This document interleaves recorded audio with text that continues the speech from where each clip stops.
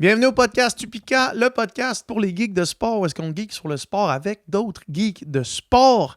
Cette semaine, c'est encore une fois un genre de mélange entre Coin du Geek et Upica podcast traditionnel. Charles Castonguay et moi, on s'assoit avec Félix-Antoine Lapointe, coach Lapointe que j'ai reçu la semaine passée. Et, on analyse une étude. Je vais pas recommencer, OK? J'ai roté dans mon micro. Je ne vais pas recommencer. Ça continue. On analyse une étude que Charles a sortie qui comparait 4 groupes d'athlètes de haut niveau et il leur faisait faire sur 8 semaines 2 types d'entraînement différents. En fait, 4 variations de types d'entraînement. C'était le premier groupe faisait, il va vous l'expliquer, là, mais je fais un court résumé. Le premier groupe faisait 8 semaines au complet en pyramidal. Le deuxième, 8 semaines au complet en polarisé. Troisième groupe faisait 4 semaines polarisé, 4 semaines pyramidales. Et le quatrième groupe faisait 4 semaines pyramidales, 4 semaines, 4 semaines pyramidales, 4 semaines polarisées. Okay, j'ai eu un petit problème de cerveau là, à ce moment-là. Fait que bref, on explique c'est quoi tout ça, en fait. C'est des méthodes d'entraînement. Puis on explique lesquels ont eu les meilleurs effets. Puis on en discute avec Félix-Antoine pour voir qu'est-ce que lui, dans sa pratique de coaching, fait, qu'est-ce que lui a observé. Et ça fait un podcast absolument incroyable. J'adore ces conversations-là. Écrivez-moi si vous aimez ça. Écrivez dans les commentaires si vous aimez ce type de conversation-là, vraiment niche. Merci à la gang de chez Musette de nous avoir reçus. Encore une fois, Musette, c'est un bike shop, café, buvette sur Grande Allée qui tiennent les produits Upica. Fait que si vous êtes à Québec, ça ne vous tente pas de payer le shipping ou d'acheter 2 sacs ou quoi que ce soit, ça ne vous tente pas de livrer, allez chez Musette, ils ont mon stock. Fait que sans plus attendre, bon podcast.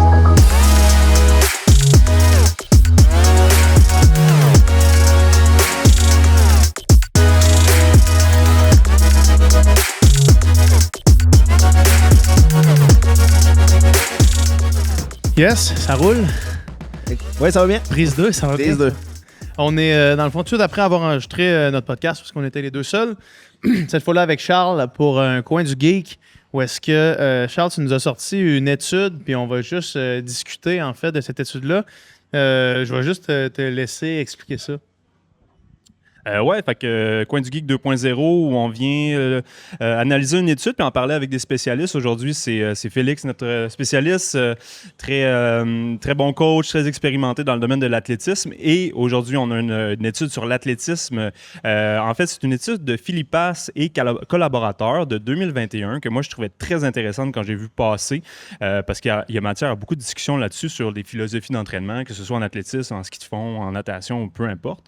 Et le but de l'étude, en fait, c'était quand même assez simple. C'était de prendre 60 coureurs assez expérimentés. Fait qu'on parle de 60 hommes avec des VO2 max de plus de 60 pour chacun des participants, avec une moyenne à 67, ce qui est relativement quand même assez élevé. Aussi avec une fréquence d'entraînement qui était de 5 séances au moins par semaine, une expérience de plus de 2 ans et qui avait compétitionné régulièrement et qui avait absence de maladies connues et de limitations au niveau blessures. Donc, c'est quand même un groupe de bons coureurs qu'on a étudié. C'est pas, mettons, une population qui commence à courir, ce qui aurait pu vraiment modifier les résultats, selon moi aussi. Et là, c'est ça, on en parlait juste avant de commencer. Là, le titre ou le design de l'étude fait saigner un petit peu des oreilles. Là. C'est une étude randomisée, contrôlée à 4 bras parallèles. C'est ce qui veut dire. Ça fait saigner les oreilles. Ça veut dire qu'on a pris les 60, on les a divisés dans 4 groupes, 4 bras, 4 groupes différents et qu'on a fait suivre 4 protocoles différents, mais qui vont un peu dans le même sens de la course à pied. Donc, 4 types d'entraînement différents. Donc, 15 coureurs par groupe qui font 4 protocoles différents. Et au début, mais dans le fond, on a divisé ça en plusieurs zones d'entraînement parce que le but, c'était d'étudier certains types d'entraînement en zone versus d'autres. Là, on parle de polarisé, pyramidal. Ça revient souvent dans la littérature. Comment on a défini ces pyramidal et polarisé? Eh bien, on les a définis à l'aide de 3 zones d'entraînement, ce que moi, je déteste dans la vie, mais que je sais que toi, t'apprécies. Moi, je suis un fan de ça parce que ça rend ça plus simple. Zone 1, zone 2, zone 3. C'est that's it. Mais c'est ça. Si En fait, c'est zone 1 dans ma tête, là, puis là, corrige-moi si je me trompe. Moi, c'est zone 1, tout ce qui est avant le seuil aérobique. Zone 2, entre les deux. Zone 3, dépasser le seuil anaérobique. c'est exactement comme ça qu'on les a définis. Sauf qu'eux, ils apportent une petite nuance qu'ils l'ont faite avec les seuils ventilatoires. C'est un peu différent des seuils anaérobiques qu'on prend avec le lactate, donc c'est fait avec les échanges de O2, CO2. Mais c'est quand même assez relativement pareil. Là. Ça revient à quelques fréquences près souvent quand on définit les zones. Fait on va parler sur nos 3 zones. Fait que si vous êtes habitué à 5 zones, sachez que la zone 1 qu'on va parler, c'est zone 1, zone 2, quand on parle de 5 zones. La zone 2, c'est zone 3, zone 4. Et la zone 3, ça devient la zone 5. Fait que si vous êtes à 5 zones, mettez-vous ça dans la tête. On peut aussi dire facile, tempo, intense. Ça pourrait régler le problème aussi. Donc, on a défini les zones à partir de ces paramètres-là avec des tests qu'on a fait au préalable chez les coureurs. Justement. Et avant, on leur a demandé de faire un 6 semaines de jog avec quelques petites zones 3 de temps en temps, mais surtout focusé sur de la zone 1 ou du easy jog. Il n'y a pas le droit de faire de muscu, pas le droit de faire du cross-training pendant 6 semaines. Donc, tout le monde avait standardisé avant même le protocole 6 semaines d'entraînement normal. Et là, l'intervention, très intéressante. On a pris 16 semaines d'entraînement et on a divisé notre groupe en 4. Et on a fait un peu 2 blocs de 8 semaines. Donc, 16 semaines divisées en 2 blocs. Le premier groupe faisait une intervention qu'on appelait pyramidale. Donc, pyramidale, si on prend justement leur définition ou leur répartition de l'entraînement, pyramidale étant à peu près 80% de easy, ou zone 1 pour eux, qu'est-ce qu'ils disaient? Un 15 à, on va dire 75 à 80% easy, 15 à 20% de tempo ou zone 2, comme eux ils l'appelaient, et un 5% de vraiment très intense. Et là, on a fait ça pendant les 16 semaines. Donc, on a fait un bloc de 8 semaines et on a répété l'autre bloc de 8 semaines exactement de la même façon sur les 16 semaines. Polarisé, on le définissait, le deuxième groupe qui est polarisé, on le définissait par 75-80% de assez facile, 15 à 20%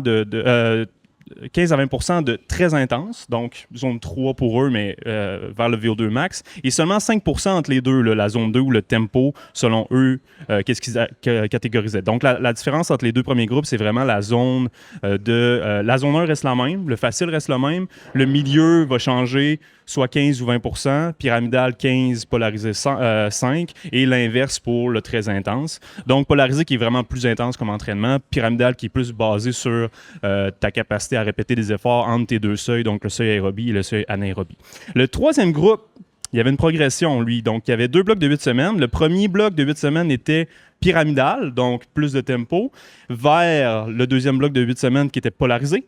Et le quatrième groupe qui était polarisé, qui commençait avec la zone 1, mais beaucoup plus intense aussi, 15% à haute intensité au moins, vers le tempo pour 8 semaines. Et là, on faisait passer un test, 3 tests après 8 semaines, 3 tests après 16 semaines. Et là, je peux vous donner un petit peu les entraînements à quoi ils ressemblaient, mais vas-y. Félix, toi, ton programme, tu dirais que c'est quoi dans ces 2 méthodes-là? C'est sûr que j'aime pas catégoriser mon programme dans une case précise puis pas en sortir. Mais moi, j'ai toujours cru qu'il faut développer un éventail de qualités pour avoir du succès. Donc, c'est-à-dire, à l'année, faire toujours du polarisé ou toujours du pyramidal. J'ai certaines nuances. Donc, je serais probablement plus dans un des 2 derniers modèles que Charles a parlé, c'est-à-dire, pendant 8 semaines, avoir un modèle type, puis en venir à évoluer vers un autre modèle. Donc, ce serait probablement plus quelque chose comme ça. Puis, règle générale, bien qu'il y ait des nuances en fonction du calendrier de compétition, j'aime qu'on fasse plus d'efforts de type tempo, des intervalles contrôlés en début de saison. Puis plus on approche des objectifs de compétition, plus on va faire de séances très intenses, à VO2 max, où on va aller chercher des efforts plus intenses. Encore faut-il trouver un dosage là-dedans, mais pas toujours répéter le même modèle à l'année, développer un éventail de qualité. Ça cadre avec ma philosophie. Je comprends. Donc, ce serait davantage du polarisé vers pyramidal. Pyramidal vers polarisé, c'est ça? Pyramidal vers polarisé, selon l'appellation qu'on utilise dans l'étude. Parfait. Si on vient dans une nuance, par exemple, pour moi, ça fait beaucoup de sens pour un gars, un athlète de 5 000, 10 000. Puis j'ai pas vraiment la réponse à ça parce que j'entraîne pas vraiment. Ben, j'entraîne des gens sur marathon, mais pas au niveau que tu entraînes des gens au marathon ou en demi. Est-ce que, mettons, si on pense à la spécificité de la filière utilisée en marathon, est-ce qu'on l'inverserait dans ce sens-là? Ou on commencerait plus intense au début, puis on irait plus vers le spécifique marathon après? Ou ben on garderait quand même la même? Ou on ferait 3 blocs différents? T'sais, comment tu vois ça, toi? Ça pourrait être une approche d'inverser dans le sens où moi, ce que j'essaie d'éviter, c'est d'être bon seulement dans un aspect. Puis développer des compétences dans des habiletés complémentaires va te permettre d'être meilleur dans les compétences où tu veux être bon. Ouais. Donc, développer ton aérobie, ton tempo, ton threshold. Éventuellement, quand tu vas faire de l'entraînement spécifique, polarisé, intense, bien, tu vas avoir des outils de plus pour te spécialiser dans ce sur quoi tu veux être à ton meilleur. Donc, ça pourrait être une façon de le voir au marathon, à savoir en période de préparation plus générale, on veut développer des qualités qui font plus référence à l'anaérobie, puis progressivement en venir à se spécialiser sur nos efforts spécifiques marathon. Puis, il y a tout l'aspect mécanique qui est important aussi. Donc, même dans une période où on fait plus de tempo, de threshold, d'entraînement contrôlé, à l'occasion de travailler à des intensités plus élevées pour garder une efficacité mécanique élevée, un temps de contact au sol court, c'est important. D'où l'idée de dire, même si on a un objectif principal dans une période, on développe quand même quelques qualités différentes et vice-versa. Développer une efficacité mécanique à vitesse plus élevée qu'allure marathon pour un marathonien, ça peut l'aider sur le plan mécanique. Oui, c'est intéressant parce que je repense à d'autres méthodologies d'entraînement. Par exemple, ce qu'on fait avec le ski de fond, ça ressemble beaucoup au pyramidal vers polarisé, mais nous, mettons, Louis va le penser plus par bloc, c'est-à-dire qu'il va faire, mettons, là, on faisait des blocs de 8 semaines, mais on avait, mettons, si on le met sur 30 semaines, par exemple. On peut faire pyramidal 4 semaines, pyramidal 4 semaines, polarisé 4 semaines, pyramidal 4 semaines. Fait que tu peux quand même pas juste faire un long bloc, puis ensuite un autre long bloc. Tu peux quand même mélanger un petit peu. Toi, en natation, c'est-tu quelque chose qui était plus ou moins appliqué? Comment ça fonctionnait? Pas du tout. C'était quelque chose qui était aucunement appliqué. On faisait... La seule chose qu'on faisait, c'est qu'au début de l'année, on faisait du général. Mais aussitôt qu'on tombait après le camp d'entraînement initial, là, on tombait dans des semaines qui se ressemblaient à toutes les semaines. Est-ce que tu penses qu'au niveau mondial, mettons, les meilleurs Canadiens, les médaillés olympiques présentement, sont encore sur cette philosophie-là ou ils ont des différentes approches?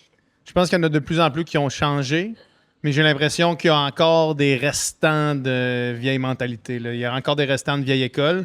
Mais je sais que Bob Bowman puis son programme en Arizona, ils sont là-dessus. Là. Ils sont sur des séquences comme ça. Je sais pas, je pourrais pas dire exactement qu'est-ce qu'ils font, mais je sais que Léon Marchand est beaucoup plus périodisé que moi je l'étais. Là.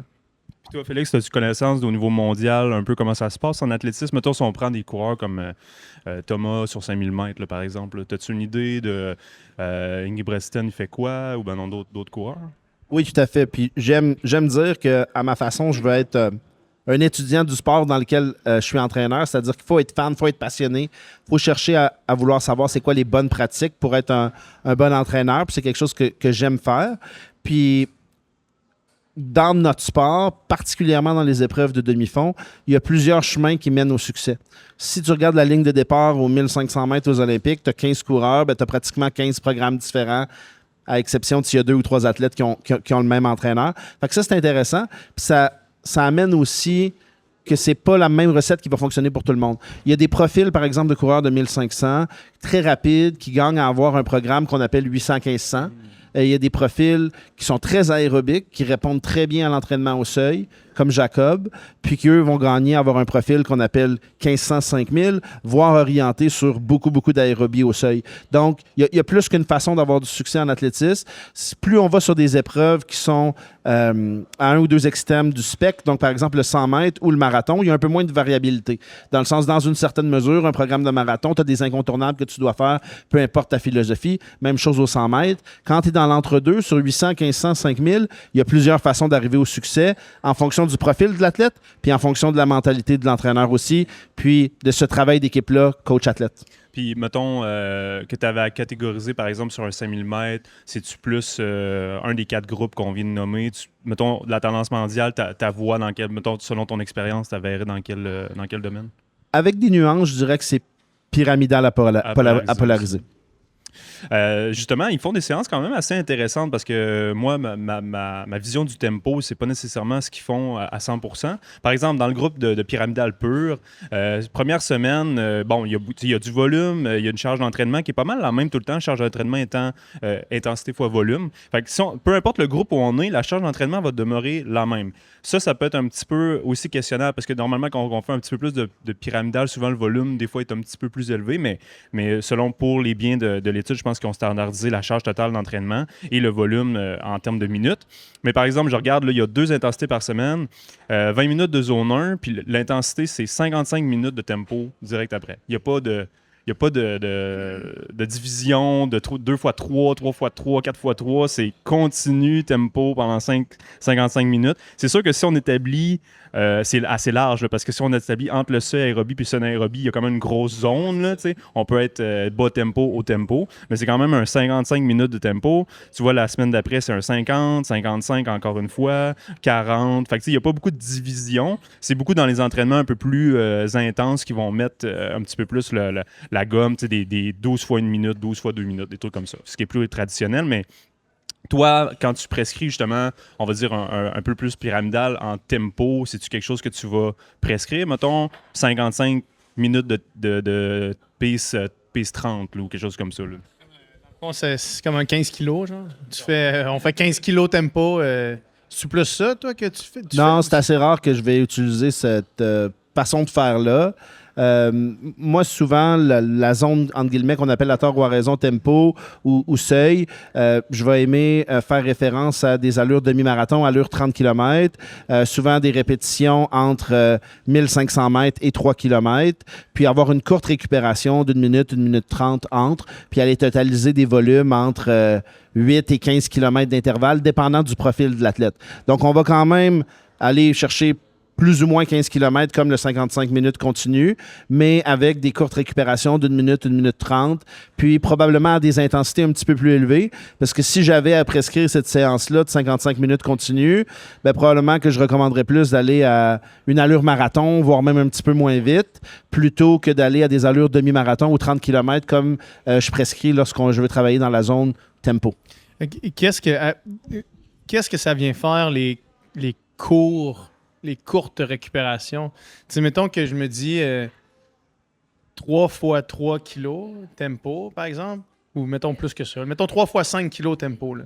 Que ça te prend 15 à 20 minutes de faire ton 5 kilos, puis que tu te mets 2 minutes de jog entre les 3 x 5. Qu'est-ce que ça vient faire vraiment au lieu de faire un 15 kilos, mettons? Ben, mettons au niveau physiologique, puis tu pourras renchérir. C'est sûr que ta lactatémie va avoir le temps de redescendre. Si tu prends, mettons, 55 minutes d'effort continu à tempo, c'est sûr qu'il y a une dérive cardiaque qui vient avec. Fait que, mettons, si tu essaies d'être stable à 160 battements, ben, ça va pas tant être possible parce que juste la fatigue biomécanique, la fatigue... Ben, ça fait beaucoup descendre. Tu sais, moi, j'ai déjà vu dans les tests de lactate là, des fréquences cardiaques, puis on allait au maximal. En 1 minute, la personne descendait ses fréquences de 50 à 60 battements. C'est gigantesque. Fait que, après ça, de remonter, c'est un petit peu plus lent. Ta lactatémie aussi a le temps de redescendre un peu. Vu que tu es en tempo, tu es en contrôle encore. Tu n'es pas à des lactatémies très élevées. Fait qu'il y a une fatigue neuromusculaire aussi qui va être diminuée. Fait que, puis ça va diminuer aussi la fatigue totale après. Tandis que, c'est-à-dire que si tu fais du continu, ben, la fatigue totale, la charge d'entraînement accumulée, selon moi, comme il quantifie ici, va être plus élevée que si tu donnes des petits repos. Là. Je ne sais pas si tu es d'accord avec ça. Non, je pense que c'est bon. Puis en complément d'information, j'insisterai sur la récupération de cette séance-là. Donc, comment tu vas poursuivre ta semaine d'entraînement. Si tu as des courts repos, ça va être un peu moins taxant sur le plan physique, musculaire pour la suite. Puis, il y a plus de chances que tu sois à des vitesses un petit peu plus élevées mécaniquement de la façon que tu cours, sans atteindre un taux de lactate ou un niveau de fatigue plus élevé. Donc, mécaniquement, tu vas être un peu plus fluide, un peu plus efficace à courir à des allures, grosso modo, demi-marathon, que de courir à une allure un peu plus lente que le marathon si tu fais ton 55 minutes continu. Donc, il y a un gain sur ton efficacité mécanique de courir un petit peu plus vite pour aller à des niveaux de lactate qui vont être les mêmes. Puis si j'en reviens aux séances brutes, parce que là, je t'ai donné des exemples de séances brutes, tu sais, je sais que toi, dans ta philosophie, t'aimes ça aussi, ne pas dire, OK, cette séance-là, c'est du VO2 max ou de la zone 3, comme ils appellent, ou, en haut du seuil. Puis cette séance-là, c'est vraiment juste du tempo qu'on fait. Je sais que toi, tu t'aimes ça, mélanger un petit peu les deux. Peux-tu nous expliquer un petit peu cette philosophie-là, justement? Oui, puis ça va dépendre du temps de l'année. Donc, le moment de l'année où je vais moins être porté à systématiquement mélanger les qualités physiques qu'on va travailler, c'est en début d'année. Donc, si on est loin des compétitions, de dire cette séance-là est dédiée uniquement, par exemple, à travailler au seuil, je vais être à l'aise avec ça. Plus on approche des compétitions, plus si je suis sur un modèle où on a seulement 2 séances de qualité dans la semaine, mais moi, je veux travailler plus que 2 choses dans ma semaine. Donc, c'est quoi le compromis que je fais? C'est de travailler 2 qualités physiques dans une même séance. Donc là, ça me laisse 4 opportunités sur 2 séances parce que les déterminants de la performance sont trop complexes pour se limiter à 2 types de séances pour avoir du succès aux 1500, 3000, 5000, où il y a plusieurs facteurs qui vont déterminer est-ce que tu vas être compétitif. Puis, règle générale, j'aime travailler sur des allures plus lente en début et plus vite à la fin, notamment pour créer cette capacité-là de finir fort ta compétition, puis notamment parce que si tu as un athlète qui récupère bien, il va être capable de bien faire sur des efforts courts, rapides et intenses après avoir fait des séances aérobie, tant qu'il y a assez de récupération entre les deux. Alors que l'inverse, si tu commences avec quelque chose de très intense, très court, ça peut le taxer suffisamment pour que faire du tempo, du threshold après, il ne sera pas nécessairement efficace. Donc, du plus lent vers le plus vite, règle générale, ça passe mieux. À quoi ça peut ressembler une séance comme ça? Une séance où est-ce que tu vas jouer avec les deux qualités? Oui, donc une séance où, par exemple, on a un moment de l'année où la séance du mardi, on travaille à des allures demi-marathon, mais je veux commencer à inclure un petit peu de spécificité avant de faire des séances spécifiques d'ici quelques semaines. Donc, au lieu de faire 12 fois 1000 mètres comme on ferait en période où on ferait que du tempo, je vais peut-être dire aujourd'hui, on fait 8 fois 1000 mètres. Après, on prend 4 à 5 minutes de récupération. L'athlète, quand il finit son 8 fois 1000 mètres, il y a une marge de manœuvre. Il est habitué d'en faire 3, 4 de plus. On prend 4 à 5 minutes de récupération. Puis là, on travaille dans de l'anaérobie. On fait un 10 fois 200, par exemple, à un effort qui va représenter une allure 1500 en compétition. Donc là, on va avoir travaillé les 2 filières sur une seule séance. Donc, je n'ai pas besoin de sacrifier 2 journées d'entraînement dans ma semaine, une seule. Tant que c'est un athlète qui a une capacité de prendre une charge de travail élevée, ça va bien passer. Si c'est un athlète en développement qui est jeune, que juste faire le 8 fois 1000 mètres, là, il a déjà atteint une cote d'effort élevée, ben là, je vais le brûler si j'y ajoute 10 fois 200 après. Cet athlète-là, peut-être que lui, je ferais juste faire 5 ou 6 fois 1000 mètres au début. Ça. Donc, il faut adapter à qui on s'adresse, puis avoir un dosage qui fait que lorsqu'il termine son premier bloc, ben, ça ne représente pas quelque chose de difficile pour lui ce qu'il vient de faire, parce qu'on en a fait 8 au lieu de 12 ou 6 au lieu de 9. Donc, s'adapter comme ça dans le dosage, puis pas avoir peur de donner un 4-5 minutes de récupération avant d'enchaîner la qualité suivante. En tout cas, moi, c'est le genre de séance que moi-même, coureur amateur, j'adore. J'aime ça faire du long au début, puis quand j'arrive proche de l'événement, avoir une base plus de, comme tu dis, tempo, puis finir fort sur des 400, des 200, c'est quand même satisfaisant comme séance. On dirait que tu as tout travaillé, puis tu as fini fort en plus, fait que c'est vraiment le fun. Ce qu'ils ne mentionnent pas dans l'étude, c'est vu qu'ils ont 3 zones très différentes, puis on a eu une petite réunion hier, on en a discuté à ton bureau, c'est, par exemple, le seuil, parce qu'on parle souvent du seuil anaérobie, c'est l'endroit où, après ça, l'accumulation de lactate est plus ou moins insurmontable, on va dire, puis que ça devient très difficile. VO2 max, c'est plus. Le seuil aérobie, c'est comme le sweet spot, justement, où là, le système anaérobie commence à s'impliquer un petit peu, puis ça devient un petit peu plus difficile. Fait que c'est pas de l'allure marathon, c'est pas du jog à zone 1, c'est comme, moi j'aime ça appeler, parce que je fais des compétitions des fois dans cette zone-là, du pace 80, du pace 100, ça dit pas grand-chose à personne, mais j'ai eu un petit meeting avec Richard Chouinard tantôt, puis il était bien d'accord avec moi, il riait, du pace 100, du pace 80. Est-ce que toi, t'en inclus un petit peu de ça, justement, dans ton entraînement? Pas du pace marathon, mais pas du jog, c'est un petit peu plus vite, là. Il appelait ça un peu du demi-train aussi dans le temps, là. Oui, il y a plusieurs terminologies qu'on peut utiliser. Des fois, c'est aussi simple que d'appeler ça un jog soutenu. Donc, tu es un petit peu plus vite que lors d'un jog à basse intensité. Puis, à l'occasion, dans la longue sortie, j'aime ça le placer. Ça enlève un peu de monotonie. Donc, si l'athlète va courir 20 ou 25 km en continu, dans la deuxième moitié, on va placer une dizaine de kilomètres dans cette zone-là, qu'on peut appeler à tort ou à raison zone 2 ou jog soutenu. On va un peu plus vite qu'un jog à basse intensité, mais on ne se rend pas encore dans une zone qu'on pourrait appeler seuil. Donc, on est moins vite que pace marathon, mais un peu plus vite qu'un jog à basse intensité.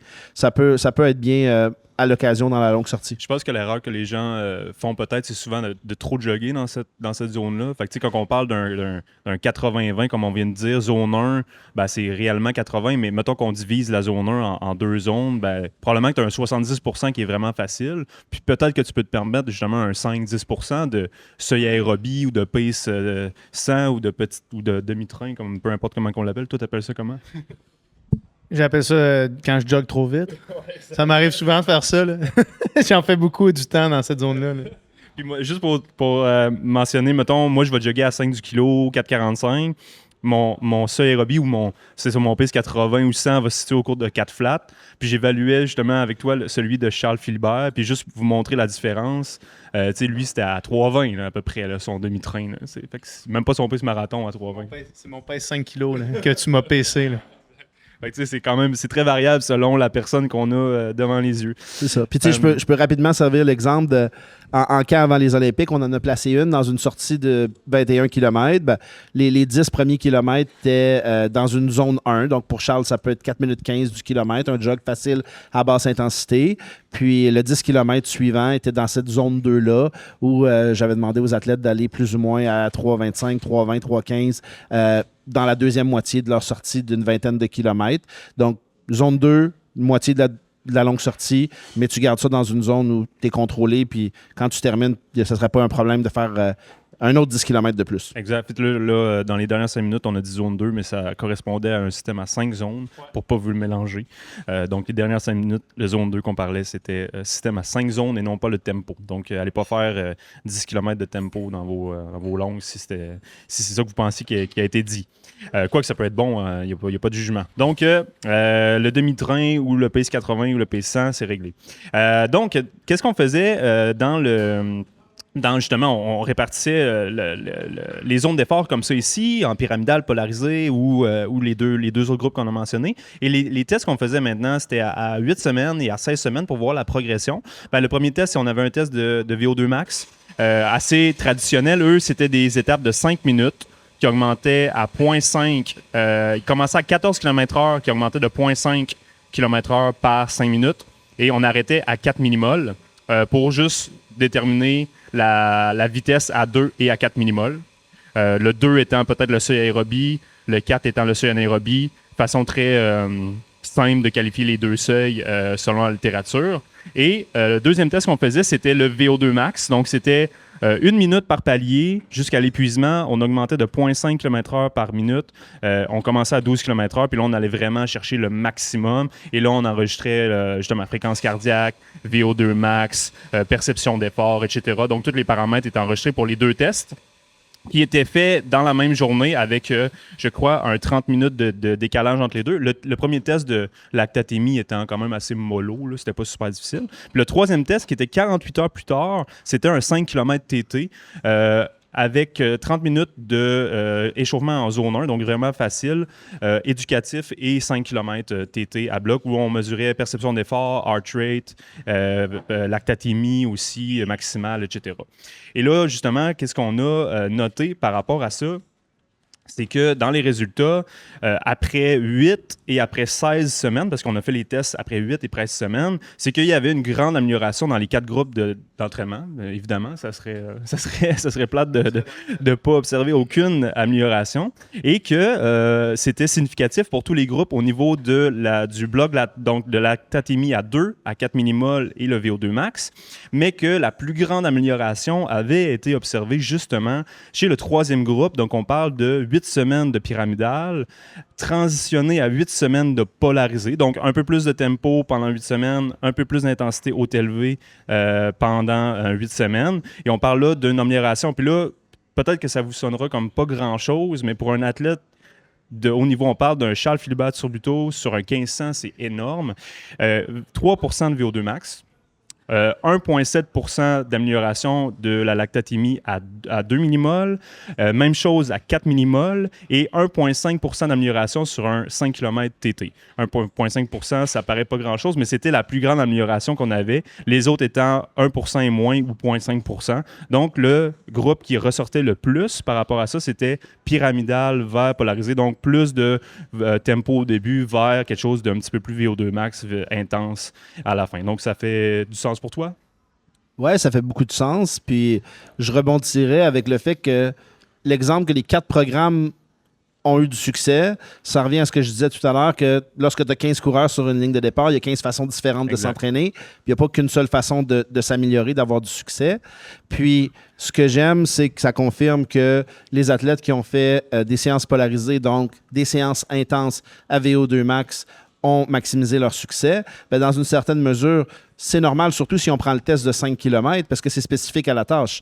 Donc, si tu fais que du tempo contrôlé, puis que tu veux optimiser tes résultats sur un effort de 5 km où les déterminants de la performance sont majoritairement le VO2, ben, tu t'es pas entraîné de façon spécifique. Donc, ça prend la base, la fondation d'aérobie que tu vas aller chercher avec ton entraînement pyramidal selon la littérature qu'on utilise, mais aussi ta spécificité, donc courir à vitesse 5 km et vitesse plus vite pour être bon dans cette tâche-là. J'entends ce que tu dis, que si les 4 programmes se sont améliorés, il y a beaucoup de façons de s'améliorer. Mais moi, ce que ça me dit aussi, c'est que c'est pas parce que tu t'es amélioré que tu as fait la meilleure affaire que tu aurais pu faire. Quelqu'un qui court pas, qui se lève du divan puis qui se met à courir, va s'améliorer juste en courant, tu sais. Fait que d'être au courant que, OK, de remettre en question, en fait, ce que tu fais. Parce que c'est sûr que n'importe quelle personne amateur qui n'est pas un athlète élite va s'améliorer juste en pratiquant le sport, tu sais. Mais les gens qui écoutent le coin du geek, surtout rendus à ce moment-là dans l'épisode, qui ont décortiqué toute l'étude au complet, c'est que ça les intéresse. Puis je trouve ça vraiment pertinent de voir que dans ces groupes-là, qui faisaient tous des trucs qui sont essentiellement des choses qu'on se fait dire qu'on doit faire, là, tu sais, le pyramidal ou le polarisé, c'est des choses qu'on a entendues. C'est comme il y a du monde qui bâtissent leur programme au complet sur ça. Ben, de savoir que là, il y a une des quatre solutions qui a eu des meilleurs rendements que les autres, c'est quand même intéressant aussi à noter, là. Puis ce qui m'amène aussi à la périodisation de l'entraînement, parce que là, c'est ça qu'on voit, dans le fond, c'est de commencer avec du pyramidal puis d'amener ça vers le polarisé. J'imagine qu'il y a beaucoup de monde qui nous écoute qui font la même chose semaine après semaine, après semaine, après semaine, après semaine, d'objectif en objectif. Puis on en avait parlé quand on parlait un peu de la préparation physique, là, l'importance de la périodisation dans l'entraînement, même pour des athlètes élites, mais j'imagine aussi pour des athlètes amateurs. Là. Je ne sais pas si vous avez quelque chose à ajouter à ça. Là. Ben, moi, je suis absolument d'accord avec toi. C'est sûr que tu ne vas pas optimiser tous les paramètres de la performance si tu répètes. Puis l'autre point que je suis absolument d'accord aussi, c'est que c'est pas parce qu'on fait quelque chose de bien qu'on peut pas le faire mieux aussi. Puis je pense que c'est la force de Félix, puis la force des grands entraîneurs de se remettre en question jour après jour après jour et de pas... c'est pas parce que cette année-là, ça a bien été qu'on va répéter juste la même chose, puis on va s'en tenir à ça. Ils sont toujours dans l'avancement, puis ton athlète qui a gagné une médaille d'or l'année passée, ben, il peut peut-être être meilleur encore. Donc, on ne va pas juste répéter pendant 4 ans ce qu'on a fait pour gagner cette médaille-là, parce que tout le monde évolue autour de toi, tout le monde devient meilleur, puis toi, tu peux être meilleur que ça. Tu sais, des 1%, ça paraît pas grand-chose, mais pour un athlète olympique, c'est énorme. Tu sais, des 1%, on veut essayer d'en grappiller avec des vestes de cool-down, avec n'importe quoi, là, tu sais, des protocoles de chaleur, des protocoles d'altitude, mais tu sais, juste un bon programme, ça fait quand même à la base 99% du travail. Puis ça, je pense que Félix, tu dois être sûrement d'accord avec moi. Oui, je suis d'accord. Puis plus on avance dans le niveau de performance d'un athlète, plus le fin détail va faire la différence. Donc, quelqu'un qui fait du sport de façon récréative, moindrement qui fait un programme bien planifié, il va s'améliorer. Mais peu importe son niveau, à un moment donné, il va se rapprocher de son plafond, son sommet de performance théorique. Puis quand on s'approche de ce sommet de performance-là, ben, chaque petit détail qu'on va optimiser, on va aller chercher un petit 1% qui, là, va faire la différence. Alors que quand tu commences, peu importe ton âge, ton niveau, fais à peu près n'importe quoi de moindrement sensé, puis tu vas progresser. Mais plus tu t'approches de ton potentiel maximum, plus il faut optimiser les petits détails. Puis si je prends l'exemple de la carrière de Charles-Philippe Thibouteau, de 2010 à 2016, pendant ces 6 années-là, en travaillant ensemble, il est grosso modo passé de 3 minutes 50 à 3 minutes 34 sur 1500 mètres. 3 minutes 34, tu arrives dans les meilleurs au monde. 6 ans de travail, t'as coupé plusieurs secondes. Mais après, de 2016 à 2024, ben, ça nous a pris 8 ans pour couper 2 autres secondes. Donc, parce qu'il était déjà dans les meilleurs au monde. Puis, les petits détails qu'on a réussi à ajuster, à trouver une formule qui fonctionne bien pour rien. Pour lui, on a grappillé des petites centièmes ici et là pour arriver à courir à 3 minutes 32. Est-ce que rendu, mettons, quand tu as fait le gros du travail, justement, de ces 15-20 secondes-là que tu as retranché, est-ce que tu remets en doute complètement l'entraînement? Est-ce que tu veux trouver une façon, pas magique, mais essayer d'aller chercher d'autres choses qui vont l'améliorer? Parce que après ça, passer de 3,34 à 3,30, des fois, c'est juste une bonne journée, une mauvaise journée. Fait que comment, mettons, est-ce que c'est là de voir ce que les autres font à travers les camps, à travers les compétitions, c'est ça qui vient t'aider, en fait, qui vient te donner des outils un peu dans l'entraînement? Oui, c'est sûr que les bonnes pratiques viennent aider. Donc, s'il y a 10 gars qui sont meilleurs que lui sur la planète, qu'est-ce qu'ils font que nous, on ne fait pas? Puis des fois, en te posant la question, tu te rends compte que ils font à peu près rien de différent de ce que tu fais. Puis c'est peut-être juste d'accumuler de la constance à ce niveau-là sans te blesser, puis plusieurs années d'entraînement qui vont faire la différence. Mais à l'inverse, des fois, tu vois, OK, il y a une tendance où il y en a beaucoup qui font du double seuil. OK, pourquoi on l'essayerait? Pourquoi on ne l'essayerait pas? C'est quoi le risque? C'est quoi le bénéfice? On pèse les pour et les contre, puis on prend une décision ensemble. OK, pour passer au prochain niveau, on l'essaye, puis on voit comment tu réagis à ça. C'était fascinant. C'est une superbe étude. Je suis sûr que ça va vraiment intéresser Honnêtement, je pense que ces podcasts-là, comme celui qu'on vient de faire là, celui qu'on a fait hier, je pense vraiment que ça va rejoindre beaucoup de monde. Là. C'est super. Fait que merci pour la préparation. Merci Félix pour ton temps aujourd'hui. Plaisir. On vous souhaite un bon entraînement aujourd'hui. C'est plein d'Abraham. Au plaisir de se croiser.